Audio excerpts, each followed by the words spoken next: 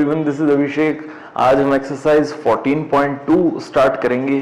पिछली क्लास के अंदर अपन ने 14.1 पढ़ी थी, जिसमें दिक्क कोज्जियाएं यानी डायरेक्शन कोसाइन के बारे में पढ़ा था। अगर वो आपको पढ़ना हो तो ऊपर आपको लिंक दे रखा है, वहां से आप इसको देख सकते हैं। इस एक्सरसाइज के अंदर 14.2 में हम equation of line in space यानी अंतरिक्ष के अंदर एक रेखा की समीकरण। तो यहां पर अंतरिक्ष को ऐसा नहीं है कि आकाश में जाके कोई लाइन होगी, ऐसा नहीं है। मतलब 3 डायमेंशनल जो होगी, 3D अपन जो पढ़ रहे हैं ना, जिसमें आई जे के तीनों है, वो तीनों फैक्टर्स यानी तीनों अक्ष का प्रयोग होके जो लाइन बनती है, उस लाइन की इक्वेशन जो है वो किस प्रकार ज्ञात करनी है वो इस चैप्टर के अंदर पढ़ेंगे।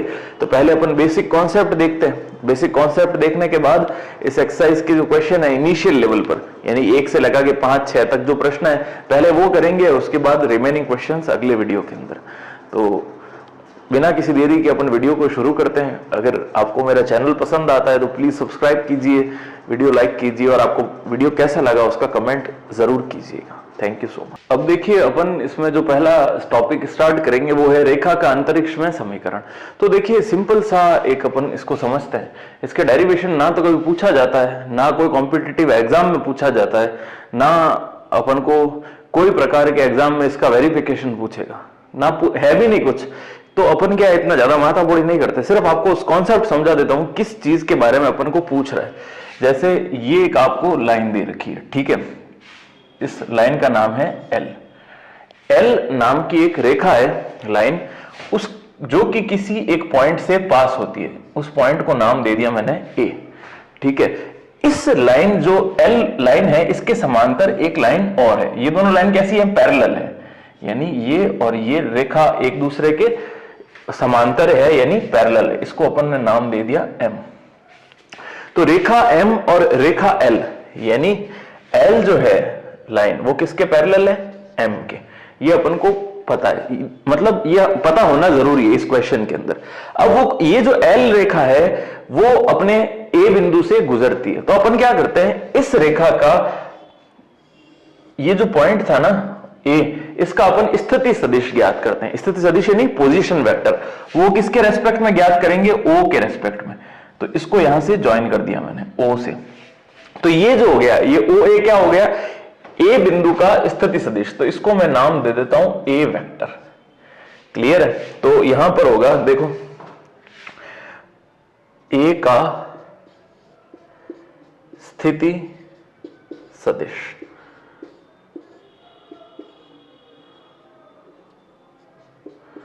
ठीक है। यहां मैंने ए का स्थिति सदिश यानी पोजीशन वेक्टर,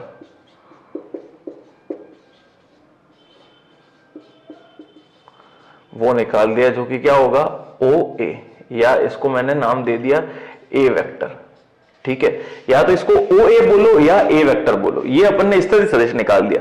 अब यहां पर अपन को एक और पॉइंट मानते हैं आर, उसको मानते हैं एक पॉइंट, इसी रेखा जो एल है इस पर एक पॉइंट आर और लेट करते हैं, जिसका स्थिति सदिश जो है वो ओ आर हो जाएगा।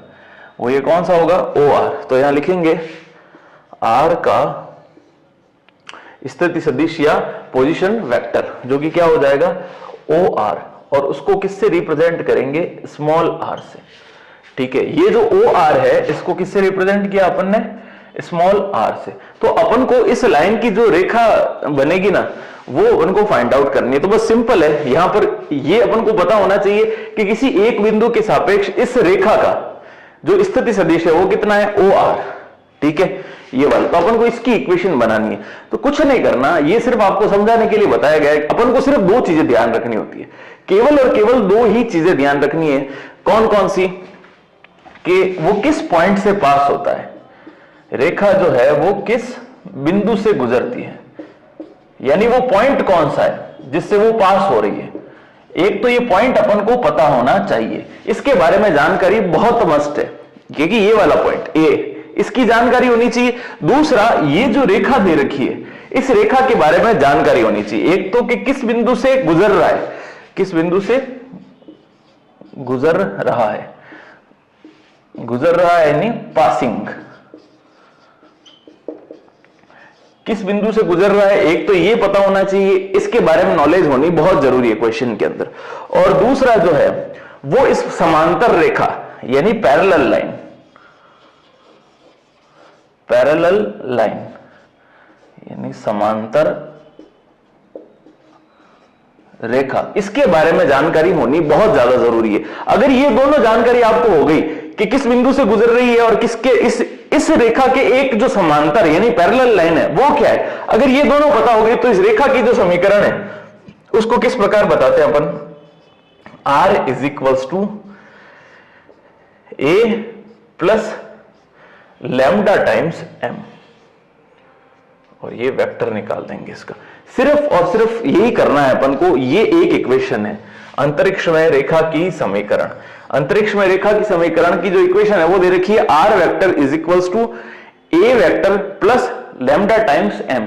इसका मतलब क्या, यानी जो रेखा निकाल रहे हैं वो किस बिंदु से पास हो रही है, A बिंदु से हो रही है, तो उसका अपन को स्थिति सदिश पता होना चाहिए। क्या पता होना चाहिए, स्थिति सदिश। तो ये पॉइंट पता होगा तो अपन आई जे के लगा के उसको क्या बना देंगे, स्थिति सदिश। इसका कॉन्सेप्ट मैंने स्थिति सदिश का जो है वो आपको पहले भी बता रखा है। जो भी पॉइंट दे रखा होता है उसके साथ आई जे के लिख लो तो वो उसका पोजीशन वेक्टर बन जाता है, स्थिति सदिश। तो एक तो ये पता होना चाहिए, और ये वाला पता होना चाहिए। ये क्या है कि जो जिस रेखा की समीकरण, जिस लाइन की इक्वेशन हमको फाइंड आउट करनी है उसके पैरेलल में, उसके समांतर में कौन सी रेखा है, बस वो बताओ। अगर दोनों हो गई तो वो यहां पुट करनी है, सिंपल, बस, और कुछ नहीं करना। अब लैम्डा क्या है, लैम्डा एक कांस्टेंट है। ये हर क्वेश्चन में आएगा, किसी बुक के अंदर इसको म्यू दिया है, किसी में के लिखा है, किसी में लैम्डा है, तो आप कुछ भी कांस्टेंट लिख सकते हैं। इतना कर देंगे तो आपका लाइन की इक्वेशन हो जाएगी। कौन से फॉर्मेट में, ये अपन ने जो किया ये है वेक्टर फॉर्म में। वेक्टर फॉर्म, वेक्टर फॉर्म मतलब सदिश रूप में, सदिश रूप। बस ये सदिश रूप की इक्वेशन निकालना है तो सिर्फ आपको ये इक्वेशन ध्यान में रखनी होगी। R equal to A vector plus lambda time M vector. यहां पर A क्या है, A है जिस बिंदु से गुजर रही है, अपनी जिस इक्वेशन निकालनी है ना जो लाइन, वो जिस बिंदु से गुजर रही है उस बिंदु का स्थिति सदिश, यानी उस बिंदु के साथ आई जे के लगा दो। अगर केवल बिंदु दे रखा है तो आई जे के लगा दो, और अगर स्थिति सदिश दे रखा है तो यहां डायरेक्ट पुट कर दो। और दूसरा अपने पास क्या है, M। M क्या है, जो रेखा की समीकरण हम ज्ञात करना चाहते हैं उसके समांतर एक रेखा और है, उसका अपन को इक्वेशन यहां पर लिखनी पड़ती है। बस इतना करेंगे तो वेक्टर फॉर्म या सदिश रूप में रेखा की समीकरण हमको प्राप्त हो जाएगी। अब अपन ये इक्वेशन कार्तीय रूप में, कार्तीय यानी कार्टेशियन फॉर्म में वो लिखते हैं। वो कैसे बताते हैं अभी आपको एक्सप्लेन करता हूं। अब देखिए रेखा की अपन वेक्टर फॉर्म में जो इक्वेशन थी वो तो अपन ने बना ली। अब कार्टेशियन फॉर्म यानी कार्तीय रूप में, कार्तीय रूप, ठीक है, जिसमें अपन को वो दे रखा होता है, पॉइंट के कोऑर्डिनेट्स दे रखे होते हैं, निर्देशांक अपन को दिए होते हैं, यानी इसको कार्टेशियन फॉर्म कहते हैं, कार्टेशियन फॉर्म। तो कार्तीय रूप के अंदर क्या होगा, अपन को एक रेखा की समीकरण जैसे दे रखी है कि एक रेखा की समीकरण जो कि x1, y1 और z1 से गुजरती है।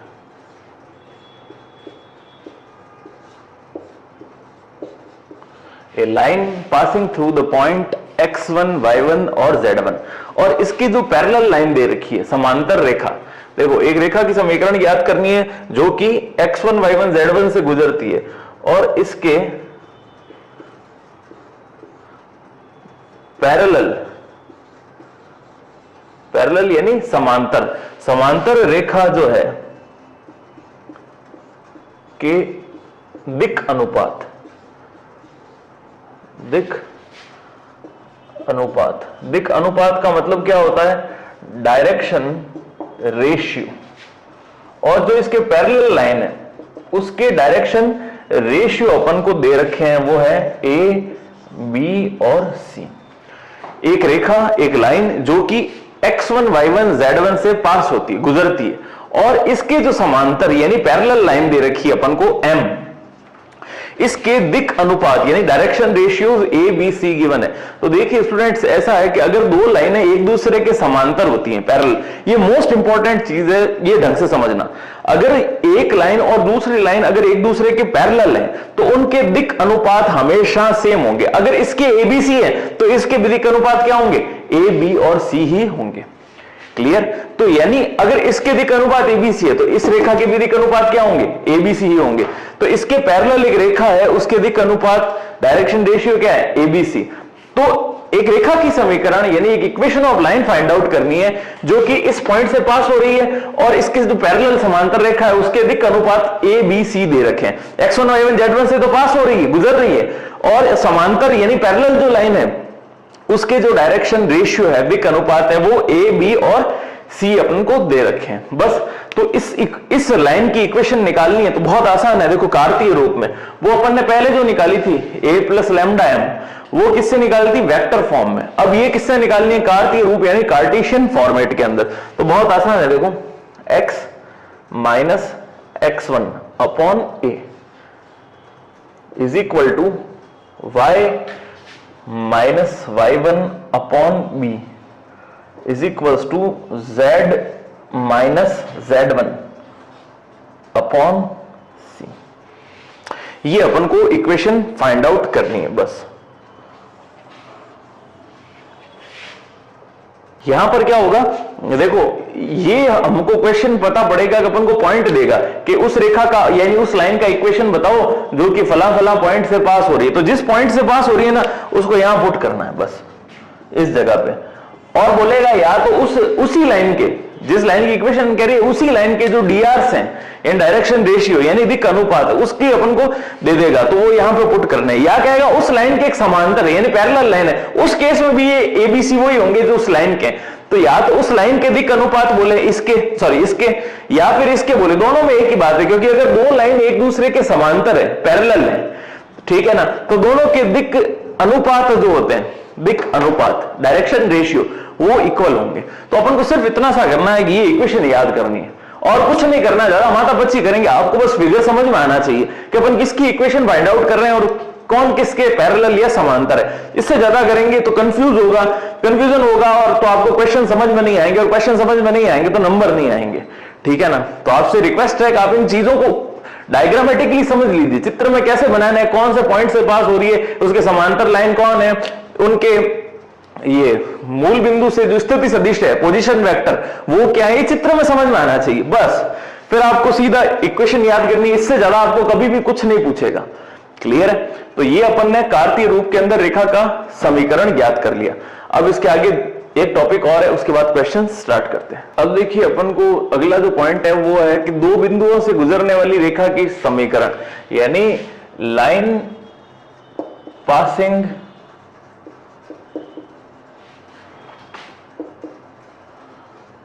थ्रू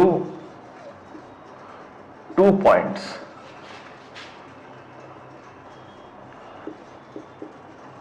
दो बिंदुओं से गुजरने वाली रेखा की समीकरण, यानी एक कोई रेखा अपन को दे रखी है इस प्रकार से, ये पॉइंट हो गया इसका A1 और ये हो गया A2, ठीक है। तो बस इन दोनों पॉइंट से गुजरने वाली एक कोई लाइन है, उसकी अपन को इक्वेशन फाइंड आउट करनी है। तो कुछ नहीं करेंगे, इन दोनों की स्थिति सदिश ज्ञात कर लेते हैं इस प्रकार से, ठीक है। तो ये तो है O बिंदु, ये हो जाएगा OA1 और ये हो जाएगा OA2, यानी इसको अपन मान लेते हैं वेक्टर A स्मॉल वाला A1 और इसको मान लेते हैं अपन वेक्टर A2। तो बस अपन को क्या करना है, इस वाली यहां पर एक और पॉइंट मानते हैं, पिछले क्वेश्चन के अंदर किया था, जैसे P पॉइंट अपन ने मान लिया एक और, उसका स्थिति सदिश क्या हो जाएगा R। तो ये जो रेखा है अपनी ऊपर वाली, ये वाली रेखा जिसको अपन ने L नाम दिया था, तो इसका जो समीकरण हो R वेक्टर बराबर A1 plus lambda times A2 minus A1, ये अपन को उसकी इक्वेशन सीधी सीधी ये बनानी, क्योंकि दो पॉइंट से पास हो रहा है। वहां पर पहले क्या था, लैम्डा टाइम्स m था, अब जब दो बिंदुओं से होगा तो m के प्लेस पे अपन क्या लिख देंगे, A2 माइनस A1। इन दोनों की स्थिति सदिश आपस में घटा देंगे, पोजीशन वेक्टर होंगे, उनको एक दूसरे से सब्ट्रैक्ट कर देंगे, ये इक्वेशन होगी। और ये तो हो गई किस रूप में, वेक्टर फॉर्म में, वेक्टर फॉर्म यानी सदिश रूप। सदिश रूप की अपन को मिल गई।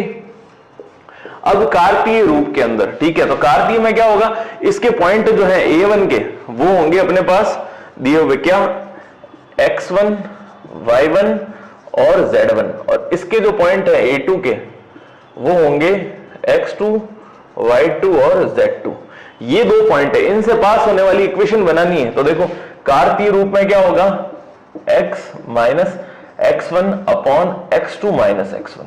जहां पे दिक्क अनुपात था वहां पर इन दोनों इसमें से इसको सब्ट्रैक्ट करना है, x2 minus x1 is equal to क्या था, ये वहां पे था y minus y1 upon b था, b की जगह क्या हो जाएगा y2 माइनस y1, यहां पे था z माइनस z1 अपॉन क्या था z2 माइनस z1, वहां पे c था और यहां पे z2 माइनस z1 है। कब, जब दो बिंदुओं से पास होती है। तो ये आपको चार इक्वेशन याद रखनी है। पिछले वाले सूत्र में दो थी और उसमें थोड़ा सा चेंज करके एक तो ये वाली और दूसरी ये वाली, ये चार इक्वेशन हो जाएंगी। तो इस एक्सरसाइज के सारे क्वेश्चन आपसे सॉल्व हो जाएंगे।